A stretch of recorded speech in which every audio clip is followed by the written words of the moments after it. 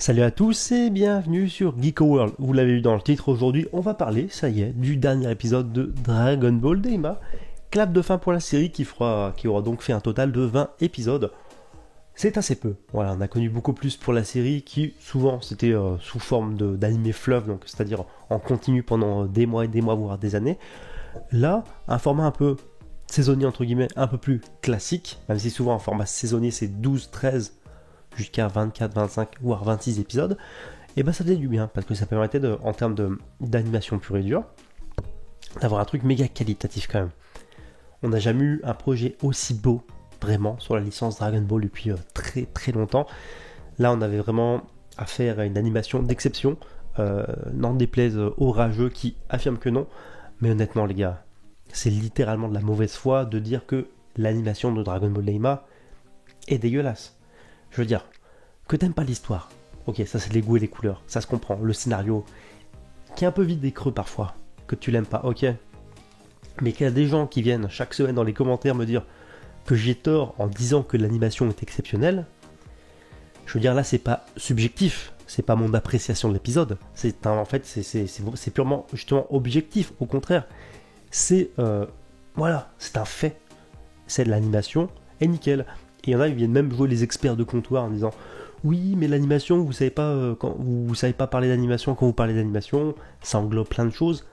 Mais que ça soit, bon, pas sur tous les épisodes certes, mais que ça soit les chorégraphies, les mouvements caméra, les gros plans, les plans, les suivis des personnages, l'action, le rythme, les chorégraphies.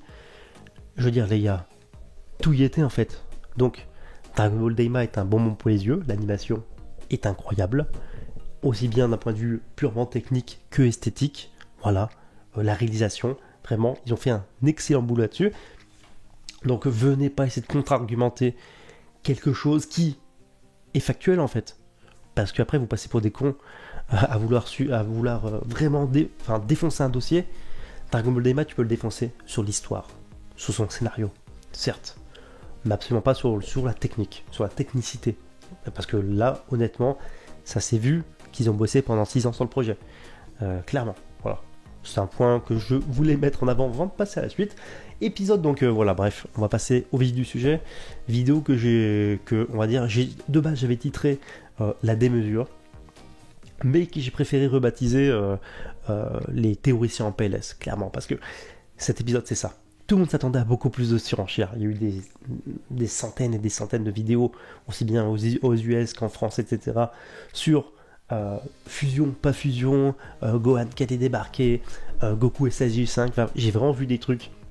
Ça n'avait aucun sens. Après, on pouvait vraiment s'attendre à tout avec Dragon Ball Daima.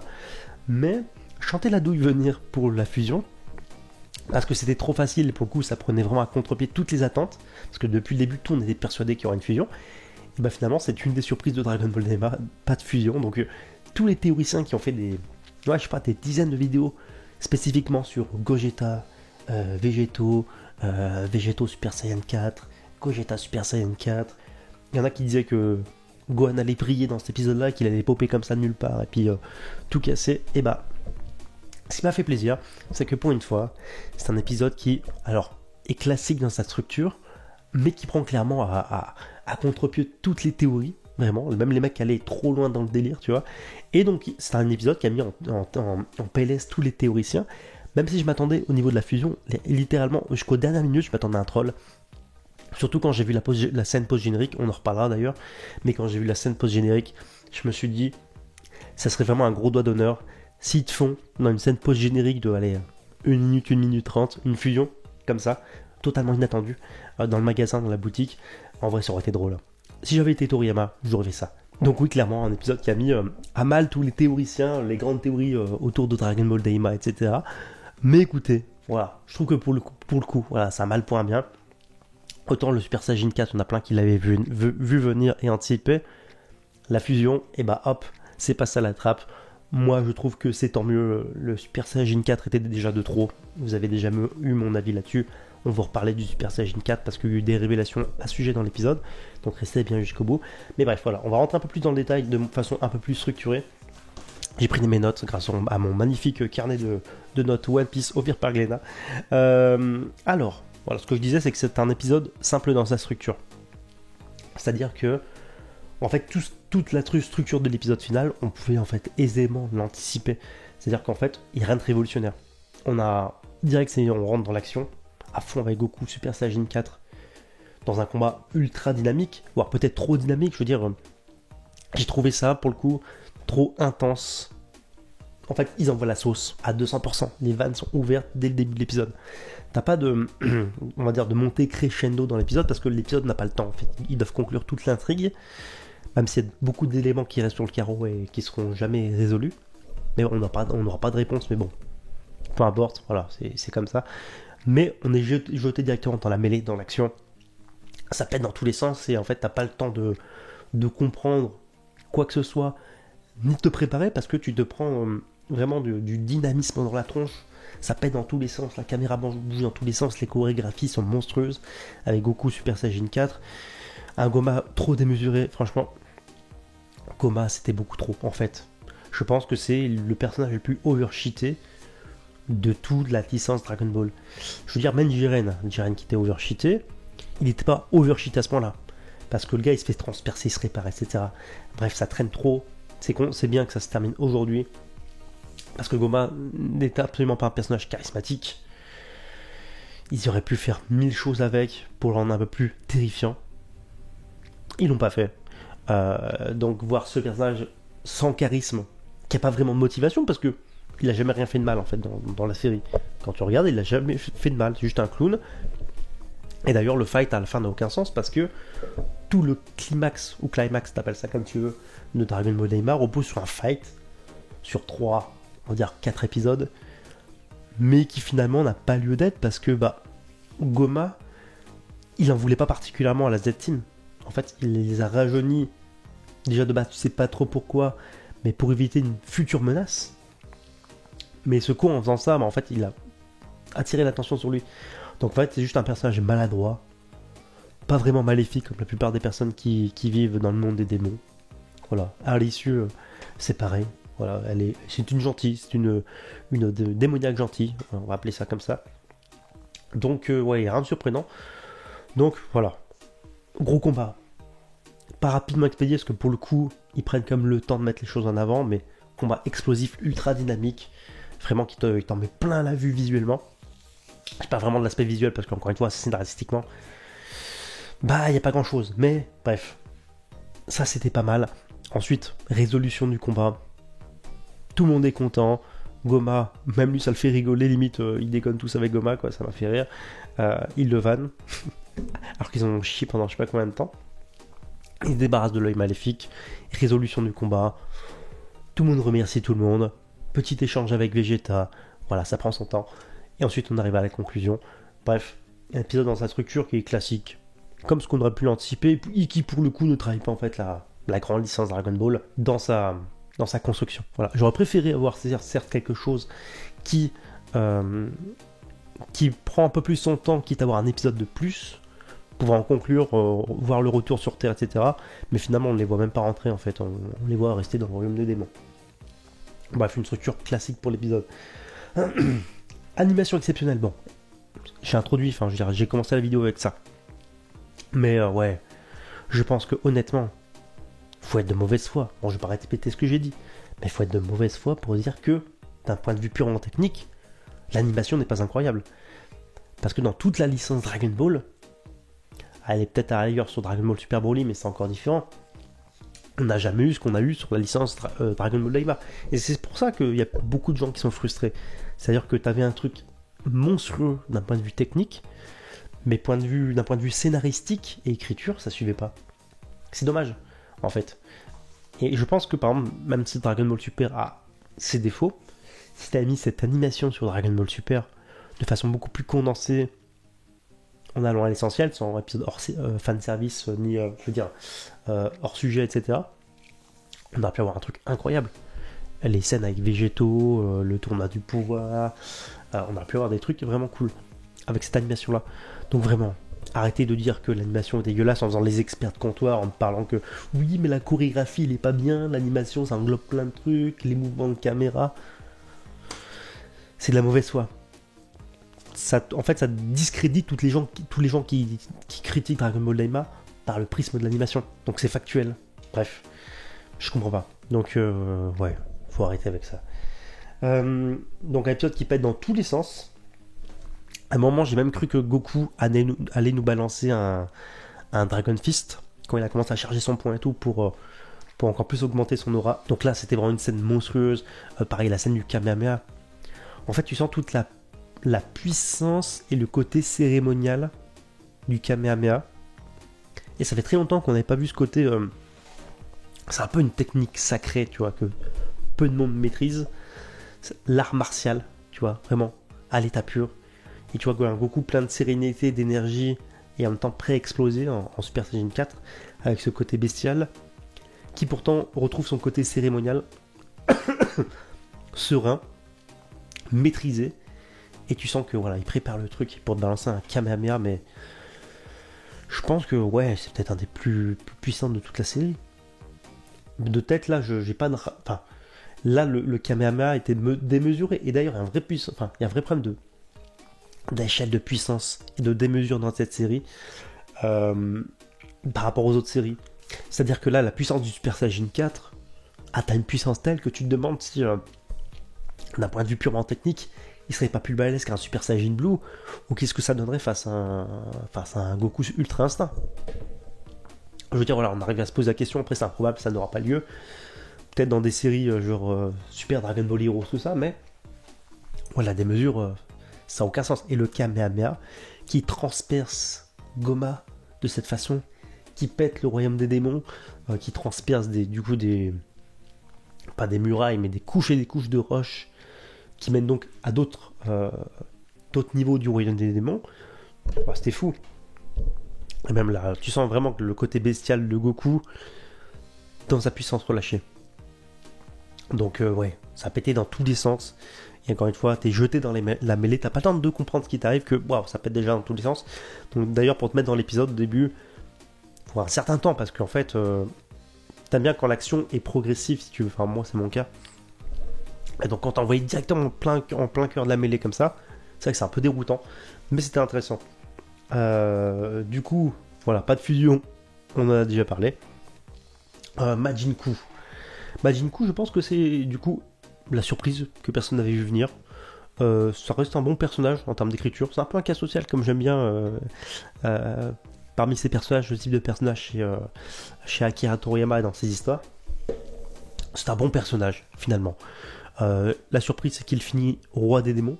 Voilà, il est pas très, on va dire, menaçant, etc. Mais Goma n'était pas menaçant. Et on a vu que de toute façon, le royaume des démons avait plus un côté RPG, en mode la Dragon Quest. Donc c'est pas vraiment des personnages démoniaques, où ça pue vraiment la crasse dans ce monde-là, où les mecs font peur. Tu vois, là on n'est pas du tout dans ce truc-là, dans un milieu horrifique. Tous les personnages sont gentillets, pour la plupart. Ils ont pas un chara design très horrifique, tu vois. Donc, bon, Majin Buu, roi des démons. C'était une petite surprise de l'épisode. Je pense que peut-être qu'on aurait pu l'anticiper, mais moi je l'avais pas vu venir, et c'est tant mieux. C'était une des bonnes surprises de l'épisode. Arisu qui va donc faire partie du gouvernement de Majin Buu avec d'autres personnages. Ça c'est cool. Ça c'est cool, c'est amusant, voilà. Tu sens vraiment que c'est clairement fait pour les enfants. Pour tous les gamins qui regardent des Dragon Ball Daima avec leurs parents. Voilà, c'est le petit truc amusant. Voilà, c'est un petit bonbon. C'est pas spécialement mémorable, mais j'ai trouvé ça cool. Voilà, ça faisait plaisir. Surtout que Majin Buu était un bon personnage et Majin Buu était des bons personnages. On les attendait pas forcément de cette façon dans la série. Leur évolution, la tournure que prendraient les événements, etc.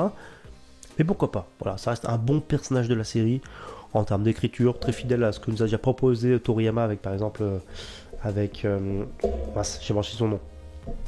Ah, Jaco, voilà. Avec Jaco. Donc ça, c'était cool. Par rapport au Super Saiyan 4 aussi, la surprise, qui m'a fait un peu grincer des dents, c'est vers la fin de l'épisode, où Goku nous dit tout simplement que, et ben en fait, le Super Saiyan 4, donc le Super Saiyan 4, si vous préférez, il l'a obtenu par lui-même, par l'entraînement. Et là, ça m'a un peu gonflé, parce que, déjà que je trouve que cette transformation, encore une fois, n'a rien à foutre là. Pourquoi ? Parce que Dragon Ball Daima de base nous était vendu comme le retour aux fondamentaux, la suite directe de l'arc Majin Buu, qui restait cohérent par rapport au lore de la fin de Dragon Ball. Alors je suis d'accord qu'on est totalement cohérent par rapport en fait si vous voulez à toute l'écriture de nos héros et de nos personnages. On reste fidèle quand on les transpose en Dragon Ball Daima, mais on est quand même parti dans la surenchère parce qu'on nous a livré un Super Saiyan 4 qui n'avait absolument rien à foutre là. Sorti de nulle part en plus, dans l'épisode 18. Si vous n'avez pas vu ma review, allez la voir.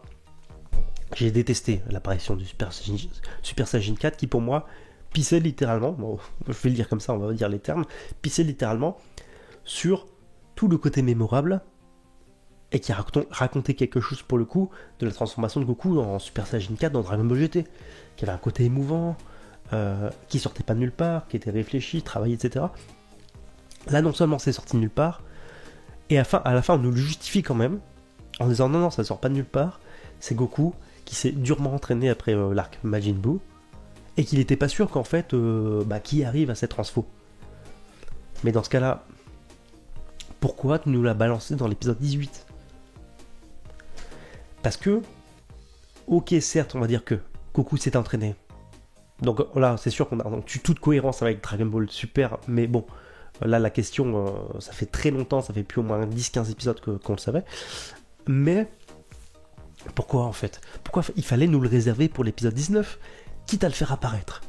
Quitte à dire, ok, on va le faire, le Super Saiyan 4, Goku s'est entraîné, admettons. Mais pourquoi dans ce cas-là, c'est Neva qui le donne gratuitement, en mode tour de passe-passe. Tiens, regardez, c'est magique, Goku Super Saiyan 4, vous le voulez ? Tenez, on vous le donne, allez acheter la figurine. Pourquoi ? Quitte à nous le faire comme ça, encore une fois, il fallait nous le réserver pour la fin de l'épisode 19. Si on nous l'avait amené de la même façon, comme vous l'avez vu, vous et moi, dans l'épisode 19, ouais, on a tous été choqués, mais il y a eu un côté grandiose. Bon, ça aurait rien tiré au fait que ça n'a rien à foutre là. Là, tu nous le faisais comme on l'a vu dans l'épisode 19, tu ne le faisais pas apparaître dans l'épisode 18. Et à la fin, à cet épisode de 20, tu nous disais ce que dit Goku, quoi, il s'est durement entraîné. Bon, pourquoi pas ? Parce que, indirectement, même si on ne le voit pas, notre personnage en mode shonen ketsuesque, en chier, être tout défoncé, se relever, le dépassement de soi, etc. Donc on n'a pas ça. Mais à la rigueur, tu te dirais, bon, Goku, il s'entraînait.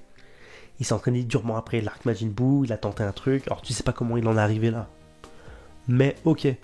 Et donc, cet épisode où on le voyait dans l'épisode 19 passer par toutes les transformations, et à la fin en mode, hey, petite surprise, j'en ai encore une, sous le capot, je pense que notre perception, en tout cas moi personnellement, ma perception de l'épisode, du Super Saiyan 4 dans l'épisode 18 et 19, dans Dragon Ball Daima, même plus globalement, ont été totalement différentes.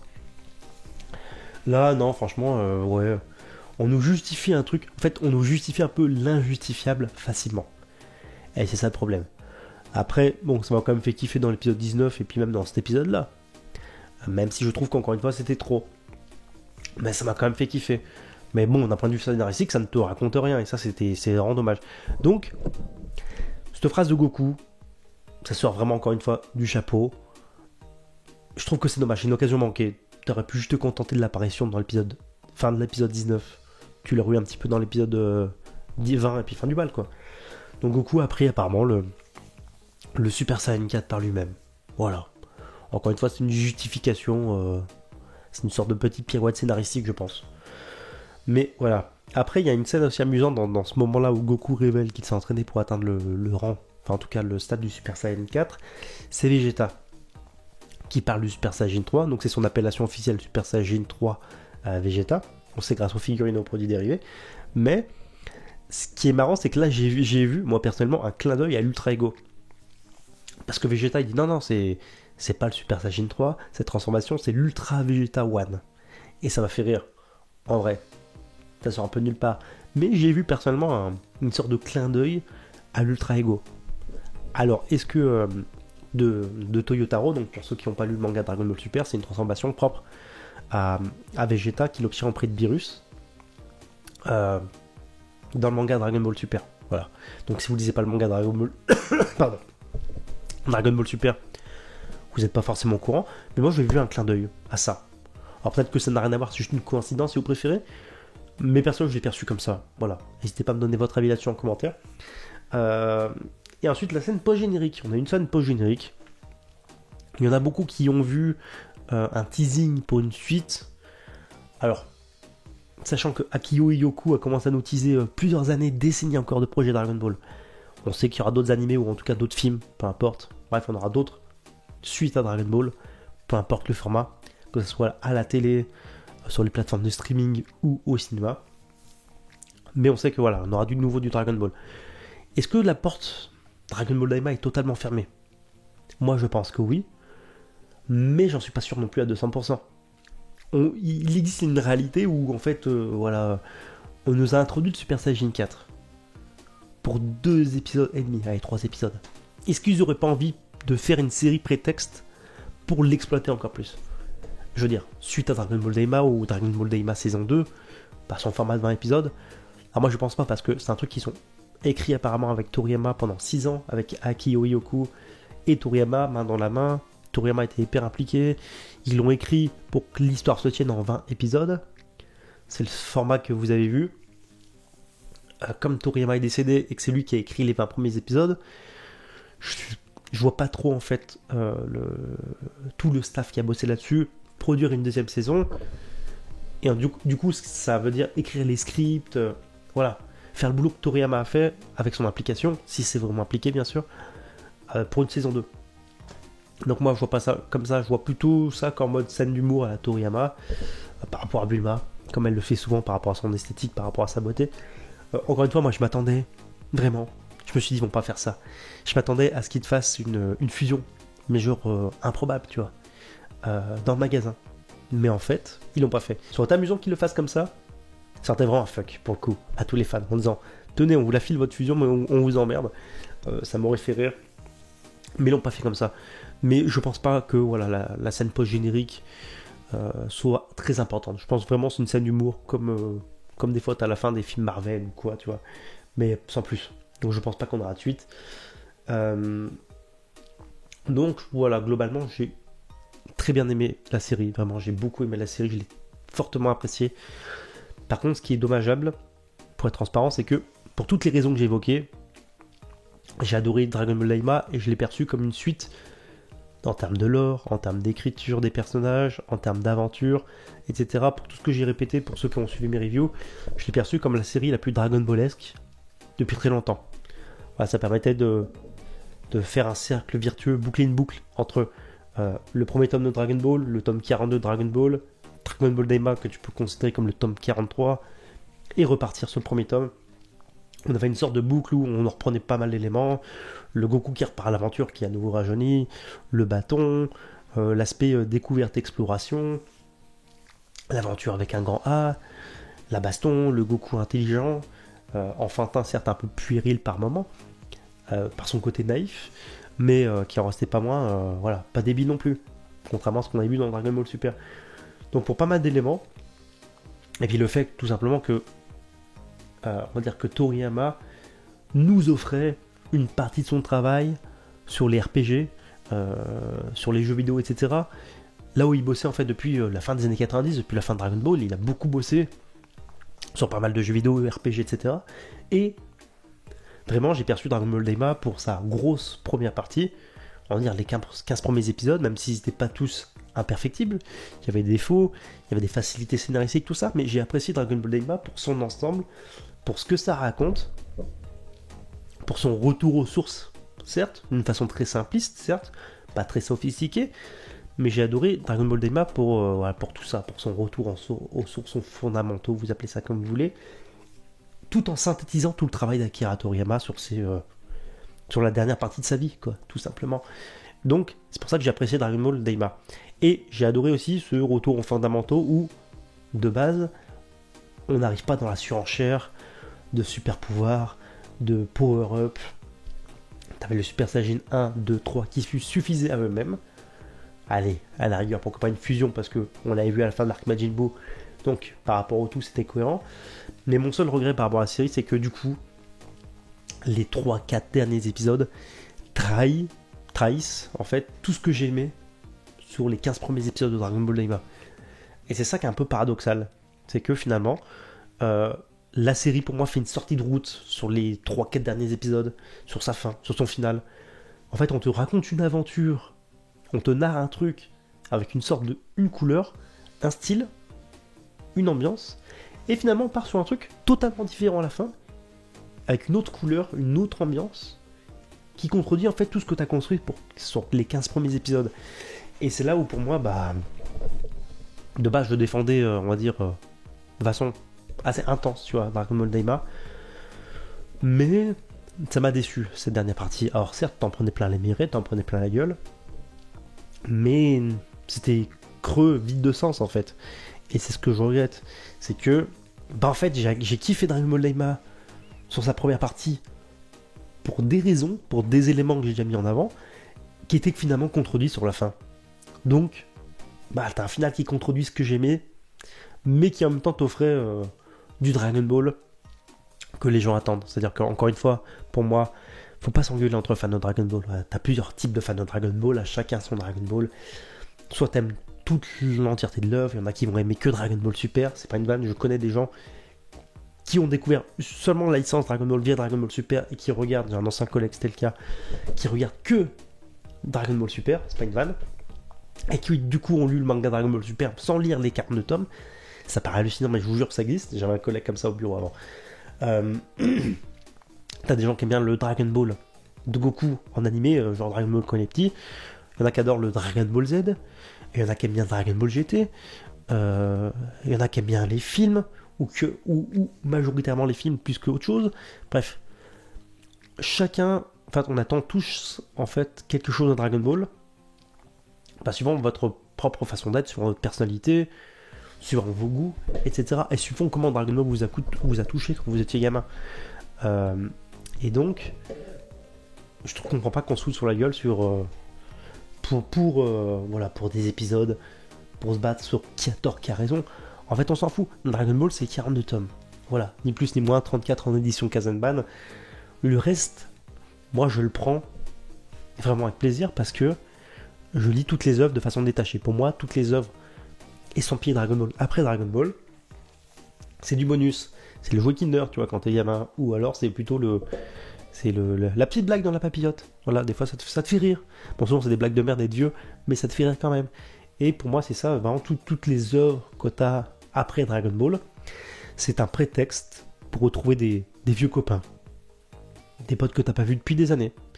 Alors, certes, certains potes avec qui t'as perdu de vue seront peut-être pas tes meilleurs potes aujourd'hui, mais ça te fait quand même plaisir de les retrouver.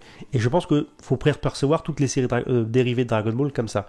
C'est un plaisir de retrouver des personnages, sans se prendre la tête. Dragon Ball c'est fini, c'est une œuvre. Toriyama il a raconté ce qu'il avait raconté largement en 42 tomes.